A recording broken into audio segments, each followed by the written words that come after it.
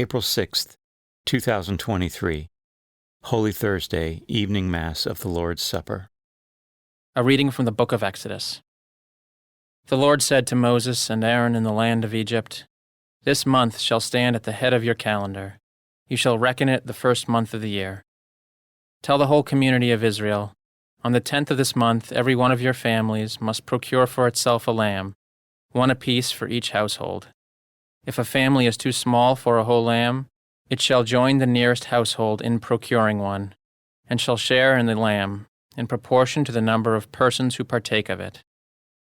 The lamb must be a year-old male and without blemish. You may take it from either the sheep or the goats. You shall keep it until the 14th day of this month, and then, with the whole assembly of Israel present, it shall be slaughtered during the evening twilight. They shall take some of its blood and apply it to the 2 doorposts and the lintel of every house in which they partake of the lamb.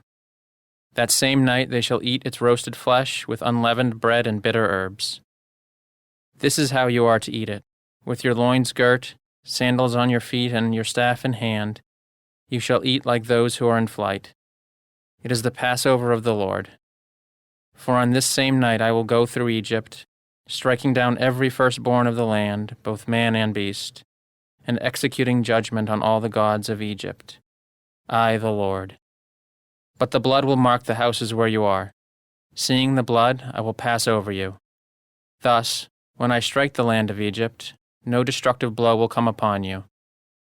This day shall be a memorial feast for you, which all your generations shall celebrate, with pilgrimage to the Lord as a perpetual institution." The word of the Lord.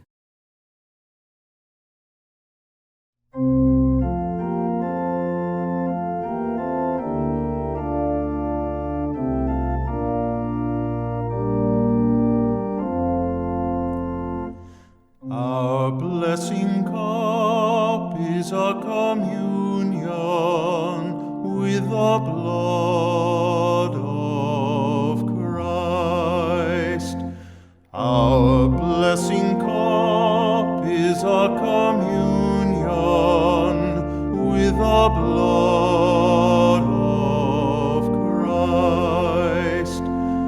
How shall I make a return to the Lord for all the good He has done for me?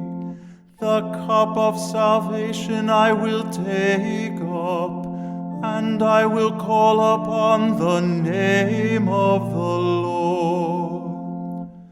Our blessing cup is a communion with the blood of Christ.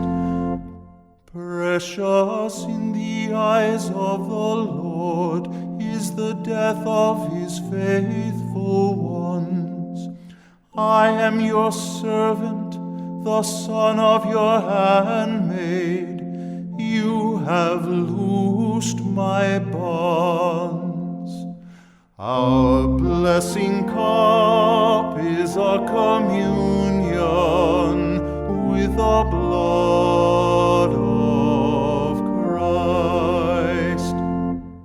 To you will I offer sacrifice of thanksgiving, and I will call upon the name of the Lord.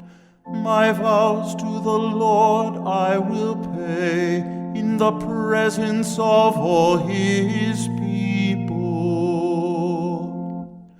Our blessing cup is a communion with the blood of Christ. A reading from the first letter of St. Paul to the Corinthians. Brothers and sisters, I received from the Lord what I also handed on to you, that the Lord Jesus, on the night He was handed over, took bread, and after He had given thanks, broke it and said, "This is my body that is for you. Do this in remembrance of me." In the same way also the cup, after supper, saying, This cup is the new covenant in my blood. Do this as often as you drink it in remembrance of me. For as often as you eat this bread and drink the cup, you proclaim the death of the Lord until he comes. The word of the Lord. A reading from the Holy Gospel according to John. Before the feast of Passover, Jesus knew that his hour had come to pass from this world to the Father. He loved his own in the world, and he loved them to the end. The devil had already induced Judas, son of Simon the Iscariot, to hand him over. So, during supper, fully aware that the Father had put everything into his power, and that he had come from God and was returning to God, he rose from supper and took off his outer garments. He took a towel and tied it around his waist. Then he poured water into a basin and began to wash the disciples' feet and dry them with a towel around his waist. He came to Simon Peter, who said to him, "Master, are you going to wash my feet?"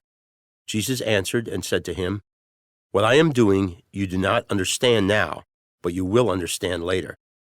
Peter said to him, "You will never wash my feet." Jesus answered him, "Unless I wash you, you will have no inheritance with me." Simon Peter said to him, "Master, then not only my feet but my hands and head as well." Jesus said to him, "Whoever has bathed has no need except to have his feet washed, for he is clean all over. So you are clean, but not all." For he knew who would betray him. For this reason he said, "Not all of you are clean." So when he had washed their feet and put his garments back on and reclined at table again, he said to them, "Do you realize what I have done for you? You call me teacher and master, and rightly so, for indeed I am. If I therefore, the master and teacher, have washed your feet, you ought to wash one another's feet. I have given you a model to follow, so that as I have done for you, you should also do." The Gospel of the Lord.